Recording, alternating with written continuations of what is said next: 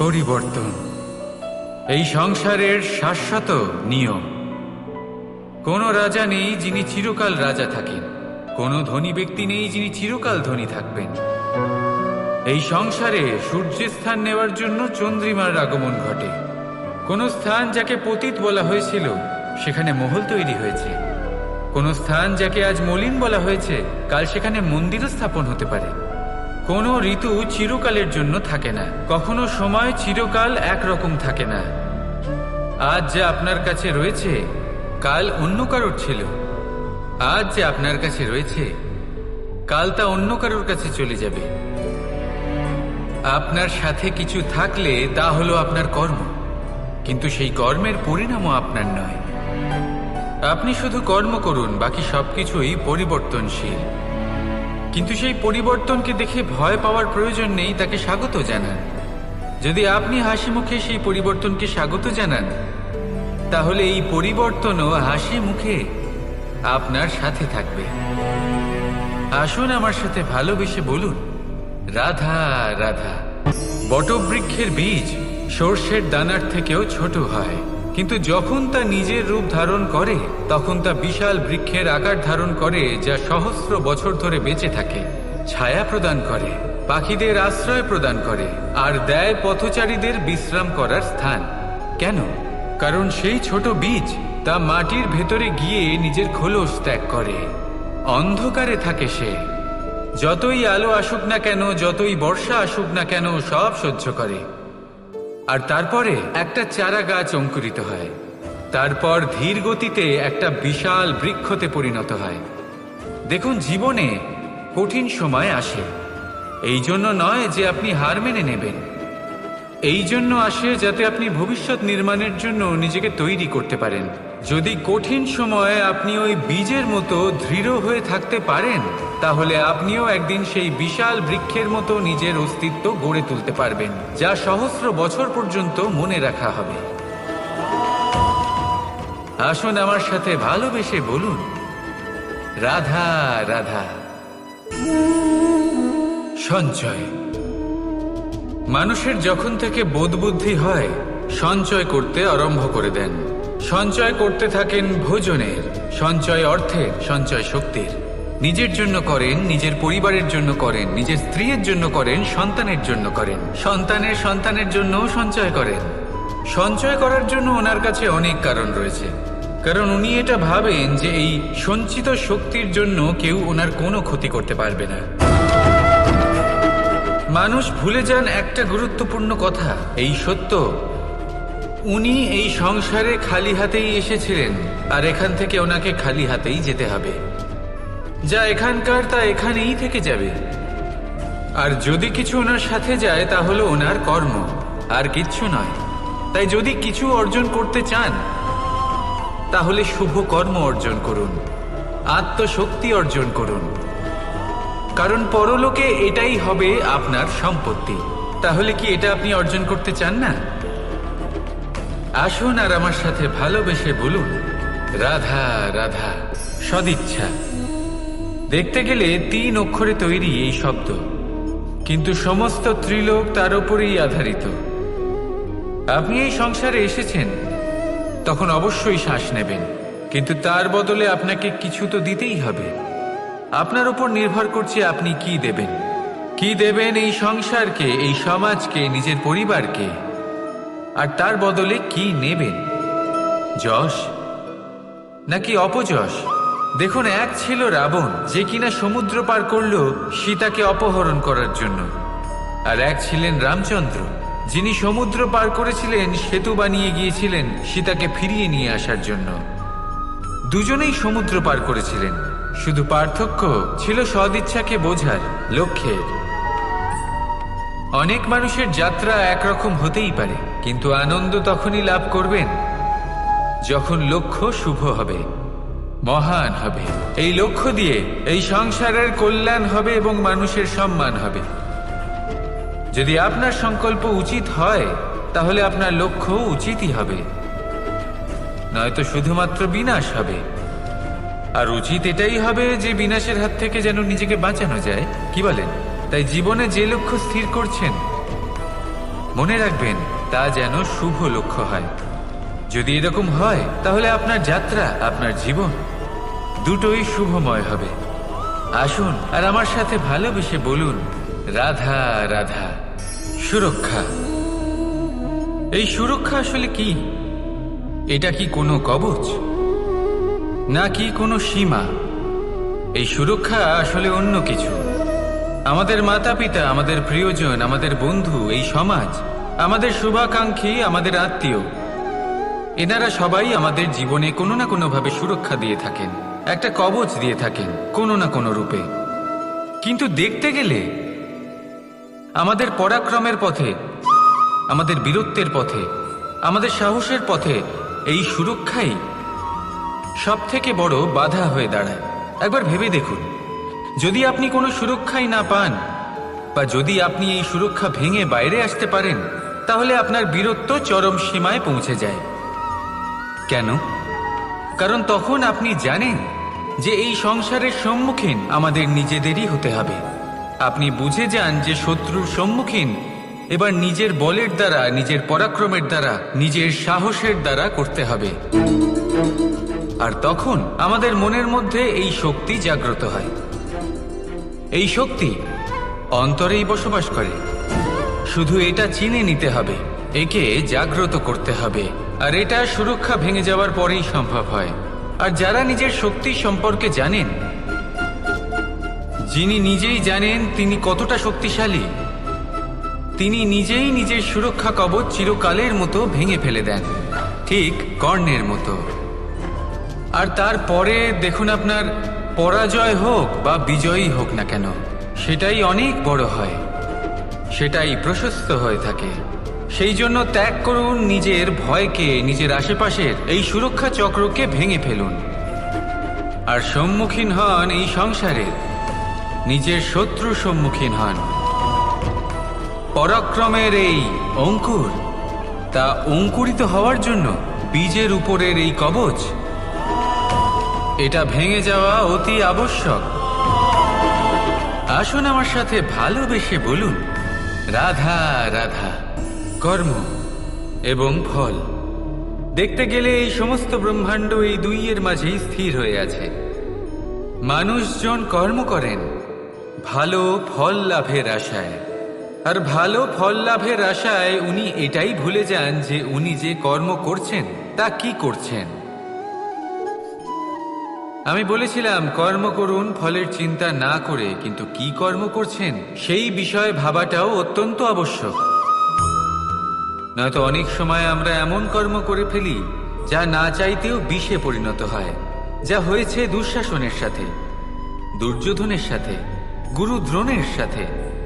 একজনের মানসিকতা উচিত ছিল না, একজনের বিবেক উচিত ছিল না, আরেকজন যে পক্ষ নির্বাচন করেছিলেন সেই পক্ষ উচিত ছিল না। আর যা কিছু ওনাদের সাথে হলো, আপনার, আমার, আমাদের সকলের সাথে তা হতে পারে। আমি বলেছিলাম কর্ম করুন, ফলের চিন্তা করবেন না, কিন্তু এই কর্মের বিষয়ে বিচার করে দেখাটাও ততটাই আবশ্যক। দেখুন, কর্ম করার উচিত প্রক্রিয়া ফলের চিন্তা না করা, কিন্তু যদি আপনার কর্ম শুভ হয় তাহলে তার ফলও নিয়তি আপনাকেই দেবে। সর্বদা কর্ম করার সময় এটা ভাবুন যে আপনার এই কর্ম এই সংসারকে, এই সমাজকে, আপনার পরিবারকে, আপনার আশেপাশের মানুষজনকে কোন দিশায় নিয়ে যাবে। যদি এটা সবার জন্য মঙ্গলময় হয় তাহলে কর্ম করতে থাকুন। আর হ্যাঁ, নিশ্চিত রূপে ফলের চিন্তা করবেন না। আসুন আমার সাথে ভালোবেসে বলুন, রাধা রাধা। যখন আমরা হাঁটতে থাকি আর আমাদের পায়ে কাঁটা বিঁধে যায়, তখন মুখ দিয়ে আহ বেরিয়ে আসে, কান্না চলে আসে, আর অনেক সময় অভিশাপও বেরিয়ে আসে। কিন্তু আমরা কি কখনো এটা এইভাবে দেখেছি, এইভাবে ভেবেছি যে আমরা যে পথে চলেছি সেই পথে কাঁটা বিঁধেছে, নাকি আমরা সেই পথ নির্বাচন করেছি যাতে শুধুই কাঁটা রয়েছে? নাকি আমরা এভাবে ভেবে দেখেছি যে এই কাঁটা আমাদের কষ্ট দিতে এসেছে, নাকি এটা আমরাই বিছিয়ে রেখেছিলাম? সাবধান থাকা উচিত ছিল, কারণ কাঁটা বিঁধলে যন্ত্রণা হবে, চিৎকার করে ফেলতে পারি, মুখ থেকে অভিশাপও বেরিয়ে আসতে পারে। কিন্তু এই অভিশাপ শুধুমাত্র আমাদের তরফ থেকে অভিশাপ হয়, সামনের ব্যক্তিটির ওপরও নির্ভর করে। এবার সেই ব্যক্তি যদি এমন হয় যে ফুল আর কাঁটা এই দুই সমানভাবে গ্রহণ করতে পারে, তার কাছে অভিশাপও বরদানে পরিণত হয়। শেষ পর্যন্ত ব্যাপারটা দাঁড়ায় ভাবনা, চিন্তা, দৃষ্টিভঙ্গির উপর। কারণ আপনার এই ভাবনাই সত্যি হয়ে সামনে আসে। সেই জন্য এই ভাবনা, চিন্তা, মানসিকতাকে গুরুত্ব সহকারে দেখবেন। এই বিবেচনা নিয়ে বিবেচনা করতে শিখুন। আমার কথার অর্থ হলো যে জীবনে যখন এরকম কিছু একটা ঘটবে তখন ভেবে দেখুন যে এরকম কেন হলো। আপনি কি এমন কোনো কর্ম করেছিলেন যার কর্মফল এটা? এমন কোনো কাজ যা অনুচিত ছিল, অসত্য ছিল, যা অভদ্রতার কারণ ছিল? ভেবে দেখা প্রয়োজন। দেখুন, ইচ্ছে হলো আপনার যে আপনি কি করতে চান। ভাবনা আপনার, সত্য আপনার, জীবন আপনার, সিদ্ধান্ত আপনার। আসুন আর আমার সাথে ভালোবেসে বলুন, রাধা রাধা। সময়। এই সময় আসলে কি? এই সময় একটা সরল রেখা তো কখনোই নয়। সময় হলো একটা চক্র। যেখানে এর আদি সেখানেই হলো এর অন্ত, আর যেখানে তা শেষ হয় সেখান থেকেই তার শুরু হয়। এই সময় একটা অত্যন্ত বিচিত্র চিন্তা, বিচিত্র ভাবনা। এ একটা বিচিত্র বস্তু যা কেউ বুঝতে পারেন না। এই সময়ের লীলা। এর কোনো প্রমাণ নেই, কোনো জ্ঞান নেই, কোনো পরিমাপ নেই। শুধু এটুকু আমরা জানতে পারি, যেখানে শেষ হবে সেখান থেকে একটা নতুন সূচনাও হবে। যা আজ আপনার কাছে আছে কাল অন্য কারোর কাছে যাবে, তারপরে তার কাছ থেকেও অন্য কারোর কাছে যাবে, তারপরে তার থেকেও ছিনিয়ে নেওয়া হবে। এই নিয়তির একজনের কাছ থেকে অন্যজনের কাছে আদান প্রদানের এই সময় হলো আপনার সময়। এই সময়ের সদ্ব্যবহার করুন, এই সময়কে বাঁচুন। আপনাকে শুধু এটাই সুনিশ্চিত করতে হবে যে আপনি কোন পক্ষে আছেন। আর সত্যি বলতে কি, আপনার জীবনের পরিণাম নির্ভর করে আপনার নির্বাচনের ওপর। আপনি কোন পক্ষ নির্বাচন করছেন। তাহলে মনে রাখবেন, জীবনে সেই পক্ষই নির্বাচন করবেন যা চয়ন করার পরে আপনি সুখ অনুভব করবেন, আপনি সন্তোষ লাভ করবেন, প্রসন্নতা লাভ করবেন। আর আমি এটাই সুনিশ্চিত করব যে এই পক্ষ যেন শান্তির পক্ষ হয়, এই পক্ষই যেন প্রেমের পক্ষ হয়। তাহলে চিন্তা করবেন না, আর আসুন আমার সাথে ভালোবেসে বলুন, রাধা রাধা। দৃষ্টি আর দৃষ্টিভঙ্গি, এই সমগ্র লীলা হলো এই দুইয়ের। বিচিত্র হতে পারে, কিন্তু এটাই সত্যি। এবার আপনাকে একটা উদাহরণ দিয়ে বোঝাই। অনেক সময় আপনি কোনো ব্যক্তিকে এটা বলতে শুনবেন যে আমি আমার নিজের উপরে গর্ব করি, আমি নিজেকে নিয়ে গর্ব করি, আমি খুব ভালোভাবে আমার মা বাবার সেবা করি, ওনাদের আমি সবসময় সুখী রাখি, ওনাদের আমি একটা বাড়ি দিয়েছি, সকল সুখ সুবিধা দিয়েছি, ওনাদের জীবনে প্রত্যেক জিনিস দিয়েছি আর দেব যা তাদের প্রয়োজন। এবার আমাকে বলুন যে আপনি কে হন। আপনি হলেন সেই বীজ যা আপনার মাতা পিতা রোপণ করেছেন। আপনার মা বাবাই আপনাকে এই সংসারে জন্ম দিয়েছেন। এবার এইসব কথার কি তাৎপর্য? এই হলো সেই ব্যক্তির দৃষ্টিভঙ্গি। এবার দেখা যাক এই প্রকৃতি আমাদের কি শেখায়। কখনো কোনো গাছকে দেখবেন, যখন সেই গাছে ফল আসে, সে মালিকে এটা বলে না যে দেখো আমি তোমাকে ফল খেতে দিচ্ছি। সেই বৃক্ষ এটা বলে না যে দেখো আমি তোমায় আহার করতে দিচ্ছি, কারণ ও জানে যে এটা হলো সেই মালির পরিশ্রম, এটা হলো তারই কর্মের ফল, আর এটা তারই পাওয়া উচিত। সে বলে যে তোমার জিনিস তোমাকেই অর্পণ করলাম, এ আমার জিনিস নয়। ও জানে সেই মালির গুরুত্ব আসলে কি। এটা হলো তার দৃষ্টিভঙ্গি। সেই জন্য আপনি জীবনে কোন ব্যক্তির মধ্যে, কোন পশু পাখির মধ্যে, কোন প্রাণীর মধ্যে, কোন পরিস্থিতিতে, কোন আবেগের মুহূর্তে কি দেখতে পাচ্ছেন, সেটা আপনার দৃষ্টিভঙ্গির উপরে নির্ভর করছে। তাই নিজের মনে ধন্যাত্মক ভাব জাগ্রত করুন, শুভ চিন্তা নিয়ে আসুন। এই ভাবনাই সত্য হয়ে সামনে আসবে। এই দৃষ্টিভঙ্গি এমন হয়ে যাবে যে আপনার জীবনে সবকিছুই শুভ হবে। তাহলে আসুন আর আমার সাথে ভালোবেসে বলুন, রাধা রাধা। প্রতিশোধ অথবা কাউকে দুঃখ দেওয়ার ভাবনা, যদি এটা আপনার মনে থাকে তাহলে আপনি নিজের মনেই যন্ত্রণার একটা বিশাল বৃক্ষ রোপণ করছেন, এটা মনে রাখবেন। কারণ কাউকে দুঃখ দেবার এই ভাবনা, এটা হলো সেই বীজ যা আপনার মনেই পতিত হবে, আপনার মনেই অঙ্কুরিত হবে, আর আপনার মনেই একটা বিশাল বৃক্ষরূপে বেড়ে উঠবে। জীবন আপনার, কর্ম আপনার, কাউকে দুঃখ দেবার ভাবনা আপনার ছিল, এই বৃক্ষ হলো আপনার, তাই এর ফলও আপনিই পাবেন, যা গ্রহণও আপনাকেই করতে হবে।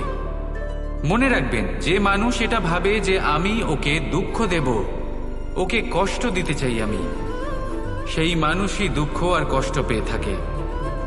যদি সেই জায়গায় আপনি এটা ভাবেন যে আমি কাউকে সুখী করে তুলতে চাই, কাউকে সুখ প্রদান করতে চাই, তাহলে তারও বীজ আপনার মনেই রোপণ হবে, বৃক্ষে পরিণত হবে, যার ফলও আপনিই পাবেন। এখানে বিষয়টা হলো শুধু মানসিকতার, চিন্তার, যা সত্য হয়ে আপনার সামনে আসে। তাহলে এই মানসিকতা শুভ করুন, সবার জন্য মঙ্গল কামনা করুন। অন্যের মনে আপনার জন্য ভালো চিন্তা থাকুক বা না থাকুক, আপনি সবার জন্য শুভ চিন্তা করে কর্ম করতে থাকুন, তাহলে আপনার সাথেও ভালোই হবে। তাহলে আসুন আর আমার সাথে ভালোবেসে বলুন, রাধা রাধা। সুখ আর অভিজ্ঞতা, এই দুই জীবনে একসাথে কখনোই আসে না।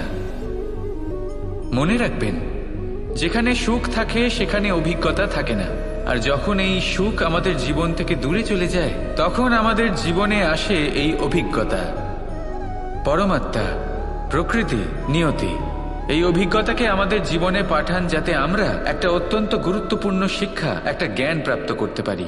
এই অভিজ্ঞতা আমাদের শেখায় যে অতীতে এমন কি হয়েছিল যা আমাদের করা উচিত হয়নি। আমাদের শেখায় ভবিষ্যতে এমন কি আছে যা আমাদের করা উচিত আর কি করা উচিত নয়। দেখতে গেলে এই অভিজ্ঞতা আমাদের সেই শিক্ষা দেয় যার জন্য আমরা সুখের দিকে উচিতভাবে অগ্রসর হতে পারি। সেই জন্য জীবনে যখনই দুঃখ আসবে, দুঃখের এই সময় আসবে, তখন হতাশ হবেন না। বোঝার চেষ্টা করুন এই পরিস্থিতি কেন এসেছে, কি শিক্ষা দিতে এসেছে। যদি আপনি সেই জ্ঞান লাভ করেন, সুখের পথে অগ্রসর হন, তাও উচিত রূপে, তাহলে এই অভিজ্ঞতার উদ্দেশ্য পূরণ হয়ে যায়। তাহলে আসুন আর আমার সাথে ভালোবেসে বলুন, রাধা রাধা। জীবনে শিখরে পৌঁছানোর জন্য মানুষের কি প্রয়োজন হয়ে থাকে? সিঁড়ির। কিন্তু তাও প্রত্যেক মানুষ, প্রত্যেক ব্যক্তি শিখরে পৌঁছতে পারেন না। এর কারণ কি? কারণ একটা হতে পারে যে মানুষ কল্পনা করতে থাকেন কিন্তু সিঁড়ি খুঁজে পান না। কিছু মানুষ খুঁজে নেন কিন্তু তা পেয়ে এতটাই প্রসন্ন হয়ে যান যে তারপর আর কোনো কর্মই করেন না। খুব সোজা ব্যাপার। অনেক মানুষ সিঁড়ি খুঁজে পান না, আর যদি পেয়েও যান তাও যতক্ষণ না তাতে চড়ছেন সেই শিখরে পৌঁছবেন কি করে? যতক্ষণ না আপনি পরিশ্রম করছেন, যতক্ষণ না সেই সিঁড়িতে আপনি চড়ছেন, যতক্ষণ না ক্লান্ত হচ্ছেন, আপনার পায়ে হাঁটুতে ব্যথা না হচ্ছে, ততক্ষণ এই শিখরে পৌঁছানোর সৌভাগ্য লাভ করতে পারবেন না। তাহলে কল্পনার সাথে কর্ম করুন, পরিকল্পনার সাথে পরিশ্রম করুন, সব কিছু পাবেন। আসুন আমার সাথে ভালোবেসে বলুন, রাধা রাধা। সমস্যা, কঠিন সময়, সংকট, বিপদ কার জীবনে নেই? প্রত্যেকের জীবনে আছে। কিন্তু আমাকে একটা কথা বলুন, যদি নৌকায় ঢেউকে ভয় পেতে শুরু করে, তাহলে সাগর পার করবে কে? কখনো কোনো ছোট্ট পিঁপড়েকে দেখেছেন যে আকারে হয়তো ছোট হতে পারে কিন্তু বড় শিক্ষা দিয়ে যায়? কিন্তু আমরা শিখি না। এবার দেখুন একটা পিঁপড়েকে যে ভোজনের খোঁজে বাইরে বের হয়, একটা ছোট্ট দানা তুলে নেয়। ছোট দানা তোলে কারণ তার থেকে বেশি সে তুলতেই পারবে না। সে দানা নিয়ে চলতে শুরু করে, কোনো দেওয়ালে উঠে পড়ে, আবার পড়েও যায়। সেই দানা দূরে কোথাও একটা পড়ে যায়, তা আবার খোঁজে, তুলে নেয়, আবার চলতে থাকে, পড়ে যায় আবার ওঠে, পড়ে যায় আবার ওঠে, সেই দানাটা রেখে দেয়, আবার বেরিয়ে পড়ে ভোজনের খোঁজে। পরিশ্রম করতে থাকে কিন্তু হার মানে না। এই শিক্ষাই তো আমাদের প্রাপ্ত করতে হবে। নিরন্তর পরিশ্রম আর নির্ভীক হয়ে কর্ম করে যেতে হবে। এটাই হলো সাফল্যের মাধ্যম, এটাই হলো জয়ের মন্ত্র, অচ্যুত অজয় অস্ত্র। তাহলে আসুন আর আমার সাথে ভালোবেসে বলুন, রাধা রাধা। আমরা সকলে চাই আমাদের জীবনে সাফল্য আসুক। আমরা চাই যে এই সংসারে আমাদের খ্যাতি ছড়িয়ে পড়ুক। আমরা চাই যেন আমরা আলোচিত হই। কিন্তু শুধু চাইলেই কি যায় আসে? যদি এই সংসারে আলোচিত হতে হয় তাহলে পরিচিত হতে হবে পরিশ্রমের দ্বারা। যতক্ষণ না আপনারা পরিশ্রমের সাথে পরিচিত হবেন, সাফল্যের সাথে পরিচিত হবেন না। সংঘর্ষ করতে হবে প্রতিদিন, প্রতি বছর। জীবনের সব পরিস্থিতিতেই হয়তো নতুন নতুন বাধা আসবে, নতুন নতুন বিঘ্ন ঘটবে। কিন্তু এটা আবশ্যক নয় যে সমস্ত বিঘ্ন বিনাশের জন্য আসবে। কিছু বিঘ্ন আপনার পথ প্রশস্ত করার জন্য আসবে, আপনার পথ পরিষ্কার করার জন্য আসবে। যদি আপনাকে উদাহরণ দিই, যখন বন্যা আসে, বাড়ি ঘর ভেসে যায়, তখন আমরা হতাশ হয়ে পড়ি, আমরা দুঃখী হয়ে পড়ি। কিন্তু সেই বন্যাই আমাদের সেই ধরিত্রীকে এত উর্বর করে তোলে যে সেই উর্বর অংশ কাজে লাগিয়ে আমরা সেরকম আরো 10টা বাড়ি বানাতে পারি। তাহলে ধন্যাত্মক থাকুন আর যে কোনো সংঘর্ষের জন্য প্রস্তুত থাকুন। জীবনে অনেক দূর যেতে পারবেন। তাহলে আসুন আমার সাথে ভালোবেসে বলুন, রাধা রাধা।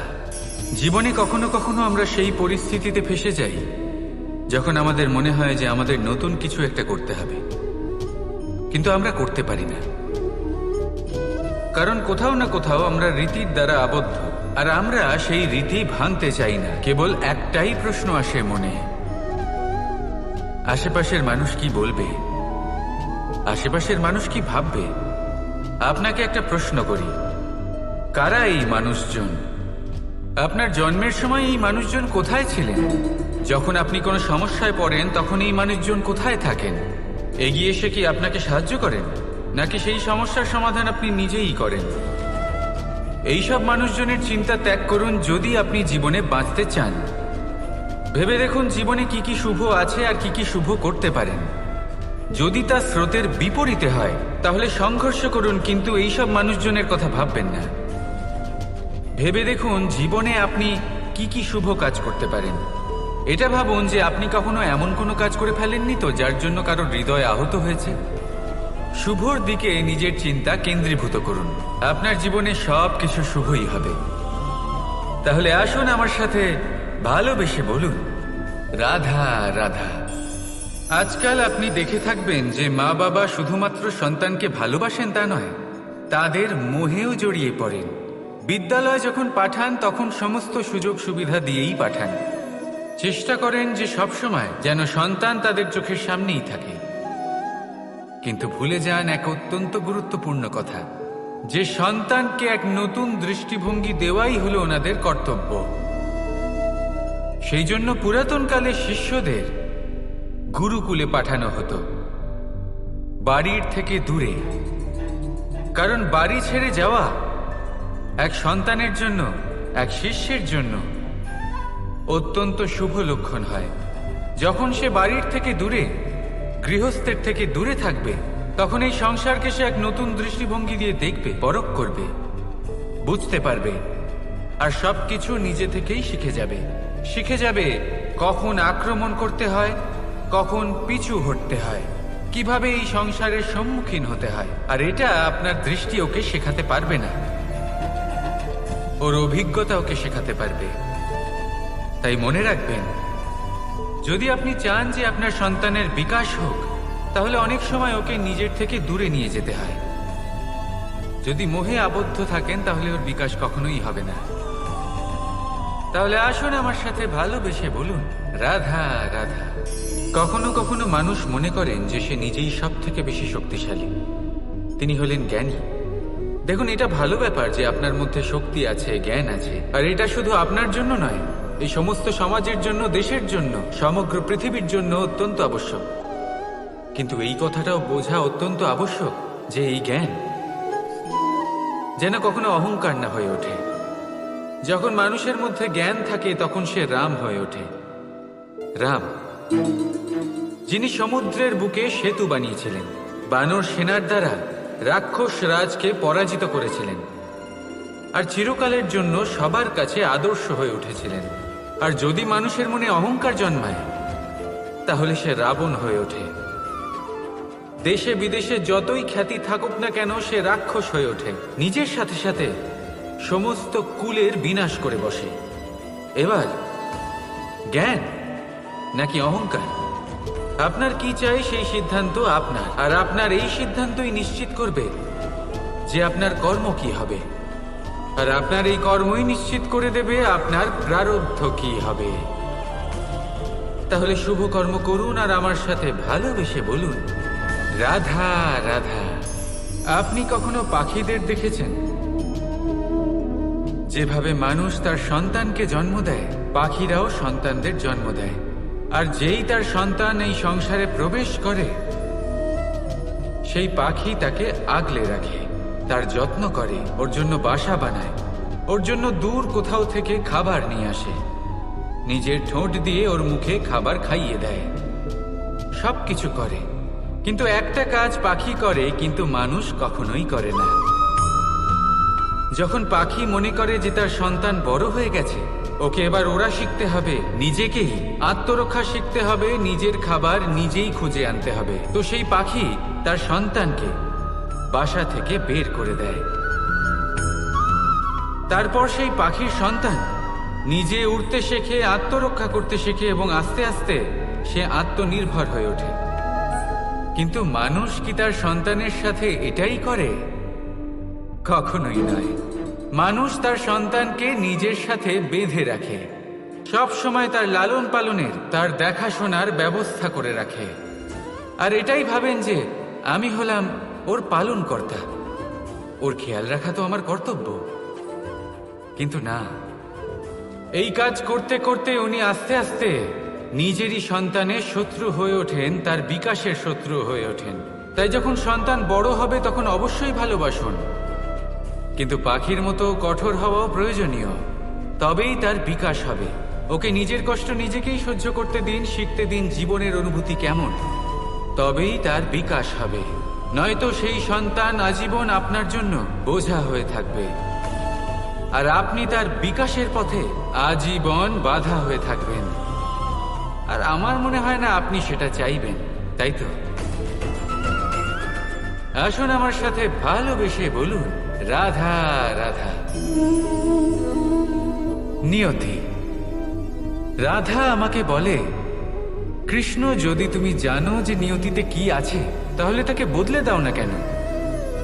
মহাদেব আমাকে বলেন যে শ্রীকৃষ্ণ, যদি আপনি এটা জানেন যে সাম্বের নিয়তি এটাই, তাহলে আপনি তাকে বদলানোর চেষ্টা কেন করেন? কেন? কারণ আমি একজন পিতা, আর পিতার কর্তব্য এটাই, তিনি যেন সম্ভাব্য সব চেষ্টা করেন নিজের সন্তানের মঙ্গলের জন্য। নিয়তি আমি জানি, কিন্তু এটাও আমি জানি যে কর্মের থেকে বড় আর কোনো নিয়তি হতে পারে না। অভিজ্ঞতাও রয়েছে যে কর্মের হাতে নিয়তির এই চক্র বদলে যেতে পারে। তাই জীবনে যদি আপনার কখনো এমন মনে হয় যে এটা তো অসম্ভব, তখনও চেষ্টা করা কখনোই ছাড়বেন না। কে বলতে পারে আপনারই কর্মের কোনো এক বীজ হয়তো নিয়তির চাকায় আটকে গেল, আর নিয়তিকে নিজের পথ পাল্টাতে হল, ঠিক কি না?